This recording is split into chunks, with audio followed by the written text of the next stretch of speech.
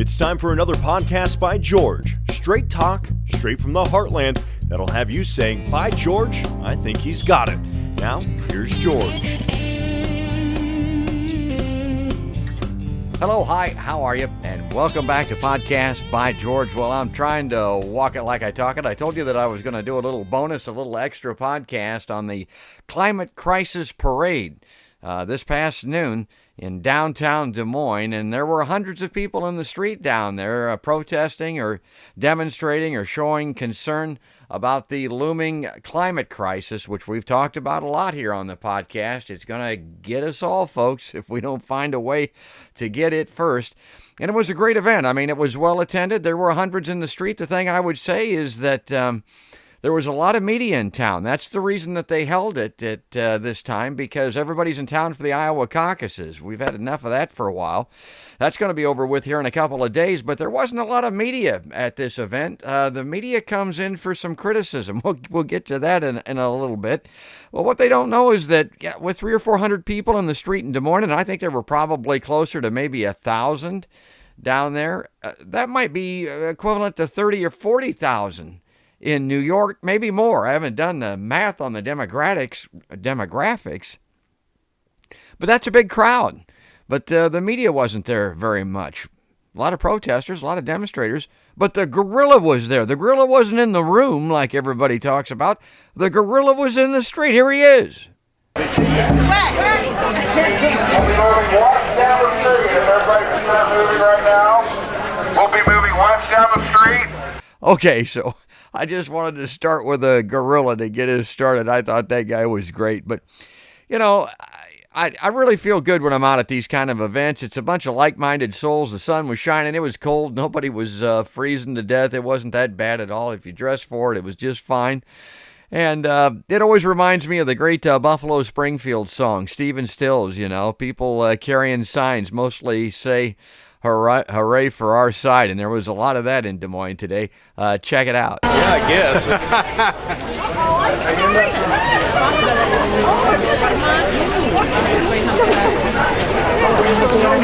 All right, if you're with a group and haven't checked in, please check in here. If you're with a group and have not checked in, please check in here.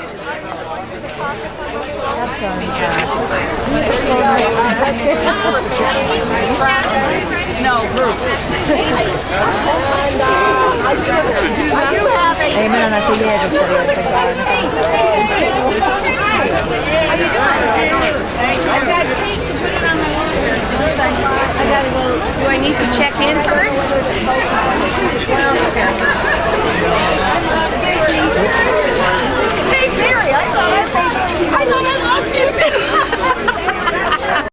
Okay, so let's get started here with some interviews. Met this guy. I think he was from California. I think this dude came in from Los Angeles. And he was talking about why he came to Des Moines to do the climate crisis protest demonstration. And I thought he summed it up real well. Podcast by George. Wow. Okay. Well, no, we're just here to support the efforts on fighting climate change, and we're very excited to see everybody coming together. This is a great big march for Des Moines, and we're really happy to be part of it. So 70 groups in downtown Des Moines. A lot of them you're familiar with, and some that you're probably not. I wasn't familiar with this next group, and I just had to ask them what it was all about. A very small organization, but they had a nice sign, and a nice lady explained to me what they were about. It's StarPac. Now, StarPac is an Iowa organization. Their focus is anti-war, anti-military industrial complex. And what they do each election cycle is they survey the candidates and get their view on foreign policy and particularly about war. But it hasn't been very easy. They haven't been able to do it very well this time. I was surprised to find that out. Let's find out why. We wish we would, but we are unable to gather enough information from the candidates on our concerns. Really? That's right. Yeah, this is the first time. It's very unusual for them to speak to foreign policy topics.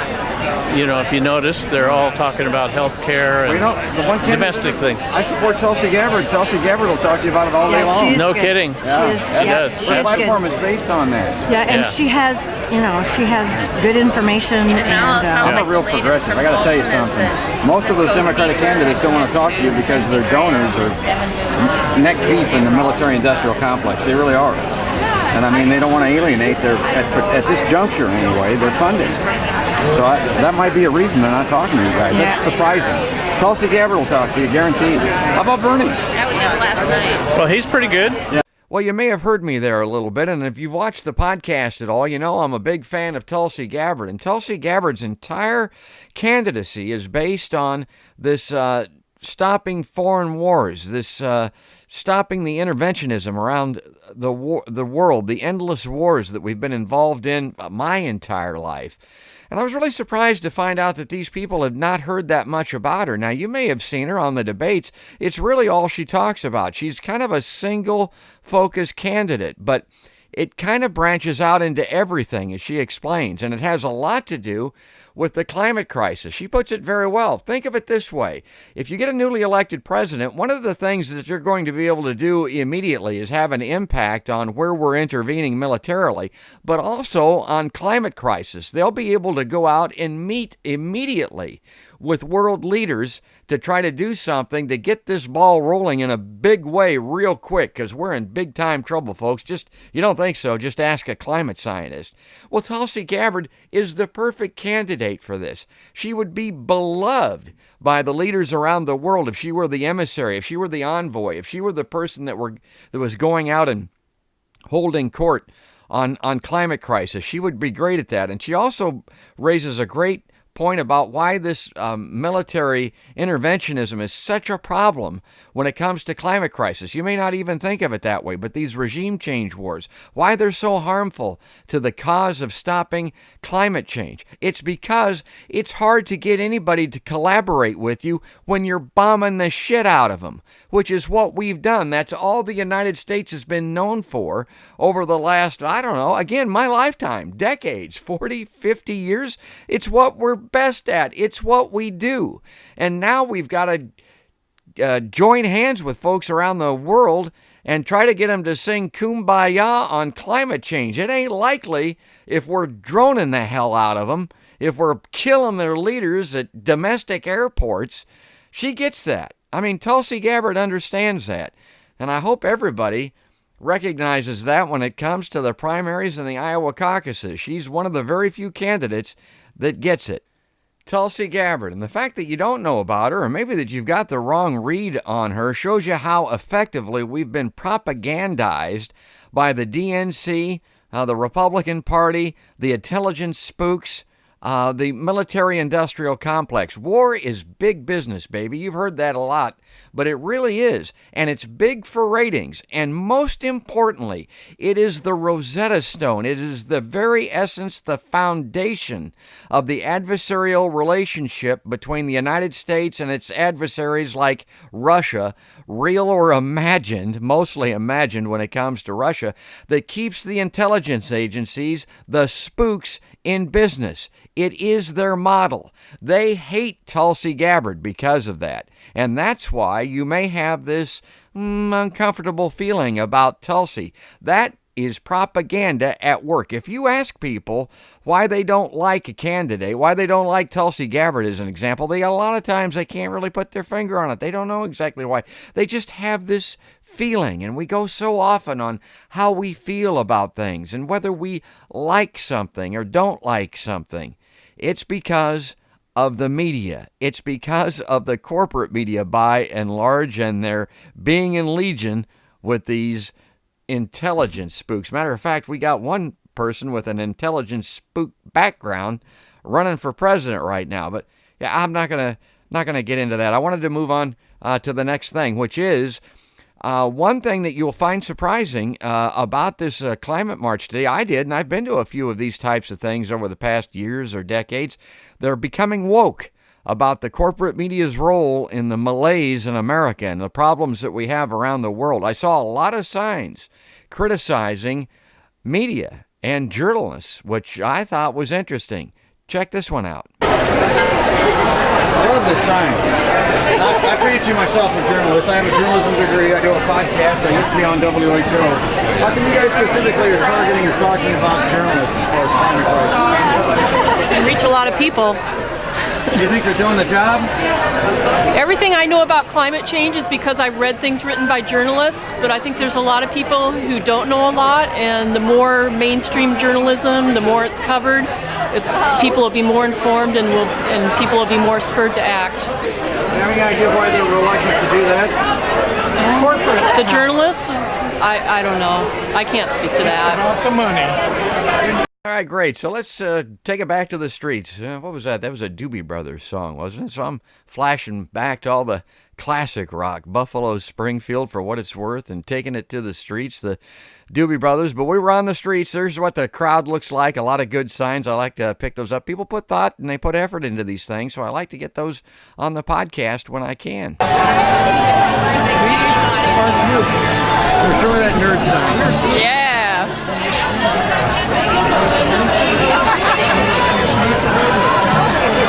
Nice. Thanks. Well done. Yeah. I'm a nerd. So like at all these rallies, they had speakers, and I wanted to give you just a little bit of one speaker. I thought this woman was very interesting. 19 years old, a Native American, addressing the crowd in Des Moines. Ho, Jogimawakwa Netashis, Keeley Driscoll Netashis Amukamani Swan, Nemawewis Nedokan, Shagnasia Netaswibaboon. My name is Jogimawakwa, Little Wolf Woman. My English name is Keeley Driscoll. I am Meskwaki and Winnebago, and I am 19 years old.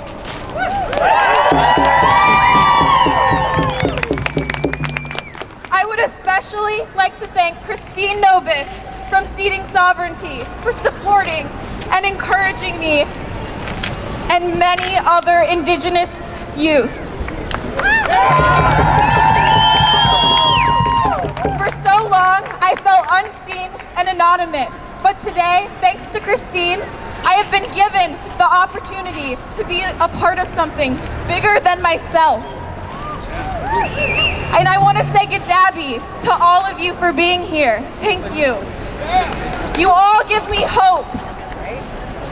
The Native Americans have a big role at these climate crisis rallies. They're all over climate change, and they ought to be. I mean, they're into the environment. They were handling it quite well. They had a good handle on this land and the way things used to be, and we screwed it up. First, we went and committed a genocide against their people, shoved them all on reservations in the shittiest part of the country, and now we've screwed the rest of the United States of America and the world into the ground, and they're saying, hey, don't forget about us.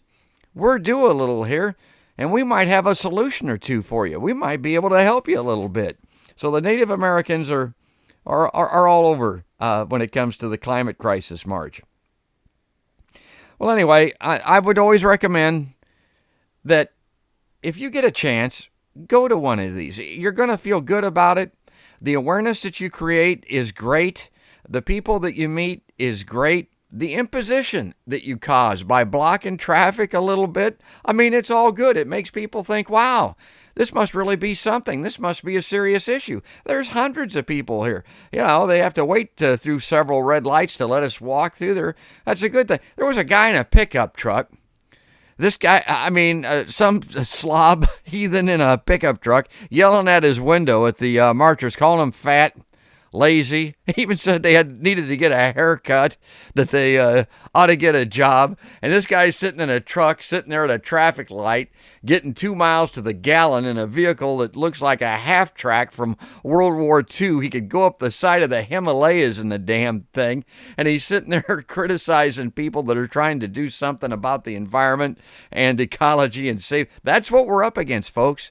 That was just one little vignette. I didn't get him on the videotape, but I thought it'd be great. He didn't get out of his truck, by the way, and confront anybody. He was sitting in there with the windows up and the doors locked. I could tell by looking at the guy, he'd never been in a sissy slap fight. I think he just wanted to run his mouth after he rolled his window down and up real quick. Okay, the one thing that I always wonder about at these events are, where's the politicians?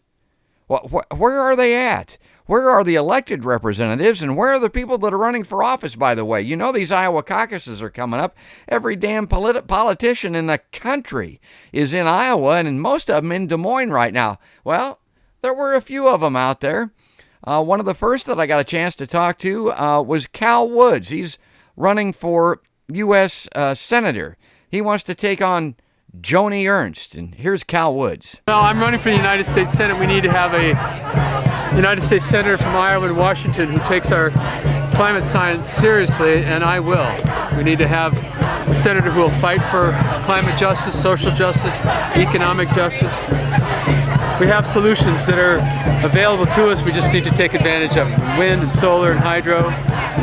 We have even if you're in denial about climate science, we lose 9 million people a year to respiratory illness, and the closer you live to a coal-fired power plant, the more likely you are to die of respiratory illness. So it's very unfair. We need to get serious about our climate crisis, and it is a climate crisis, and that's one of the things that I'll be fighting for when I'm representing Iowa and Washington.